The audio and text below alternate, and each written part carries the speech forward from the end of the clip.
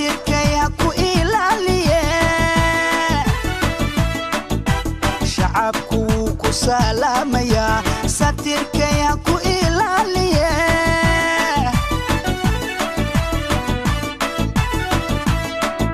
سعد القرحانيو سناني عدالة بان سعد القرحانيو سناني عدالة بان كما وذا سوغيناي سلديقاقو وشرفي سهانكاقو وقولي سعدالكاقو ونبضي سفركاقو وقيري يا سماد برواقادي صدوو صدوو مدحوينهنو صدوو صدوو صدوو مدحوينهنو صدوو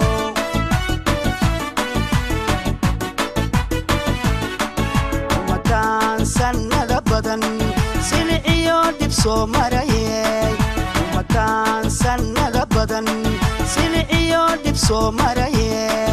adigay ku sugayaano ku sacaabatu mayane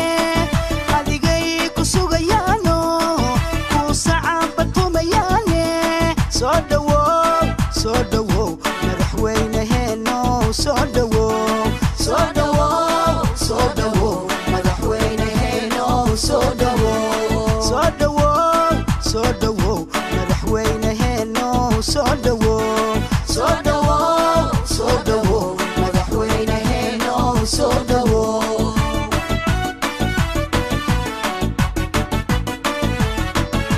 مكان سنة بدن سلعيو دبسو مريي مكان سنة بدن سلعيو دبسو مريي adigay ku sugayaano ku sacaabatu mayane adigay ku sugayaano ku sacaabatu mayane soo dhawow madaxweynaheeno soo dhawow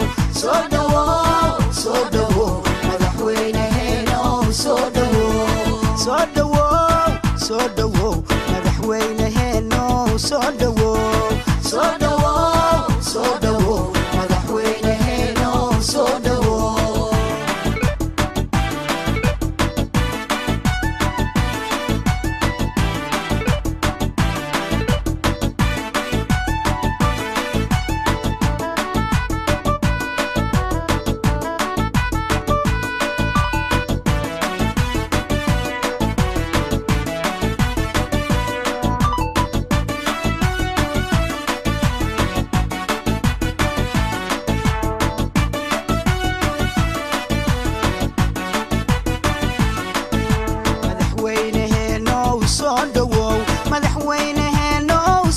dhawow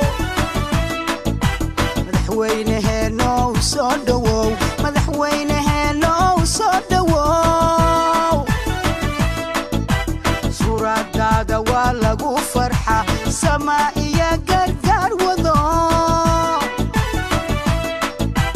suuradaada waa lagu farxa samaa iyo gargaar wado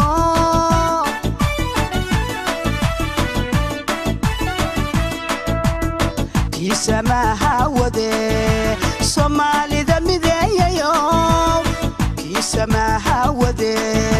soomaalida mideeyayo madaxweynaha dowlad goboleedka Soomaaliyeed ee Galmudug Axmed Ducaale Geelle Xaafaya waxa garoonka ku soo dhaweeyay madaxa xukuumadda maamulka Galmudug Sheekh Maxamed Shaakir Cali Xasan qaar ka mid ah golaha wasiirada xubno ka tirsan baarlamaanka maamulka Galmudug gudoomiyaha gobolka Galgaduud agaasimayaal gudoomiyaasha degmooyinka Dhuusmareeb iyo Qurcaan iyo bulshada qaybaheeda kala duwan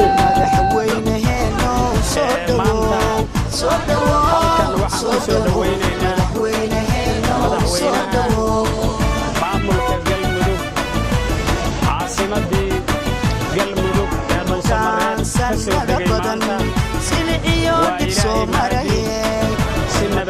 سنة بدن سلعيو دبسو مريي adigay ku sugayaano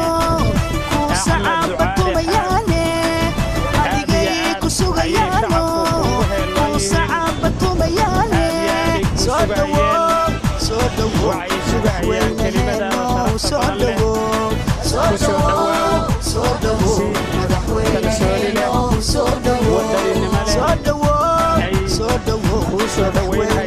madaxweynaha maamulka galmudug oo la hadlayay shacabka ayaa sheegay in xilligan wixii ka dambeeya la gudagalayo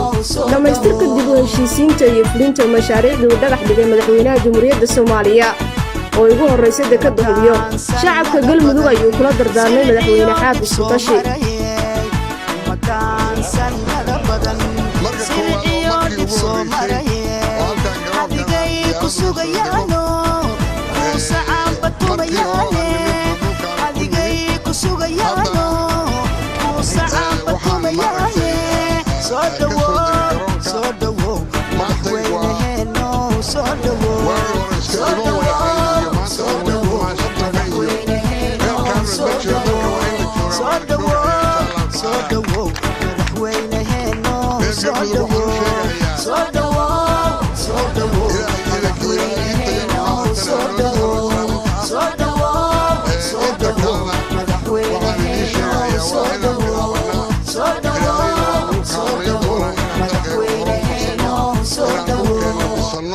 inaan dib u heshiisiin samaysano inaan isku fillaano inaan iskaa wax u qabso dalkeena aan maaragtay ku dhisano oo aan iskaalmaysano rag iyo dumar mid waxaysi midaa waxaysan mid xoog ku deeqay mid xoola ku deeqa kulligeeyo waa inaan u istaagnaa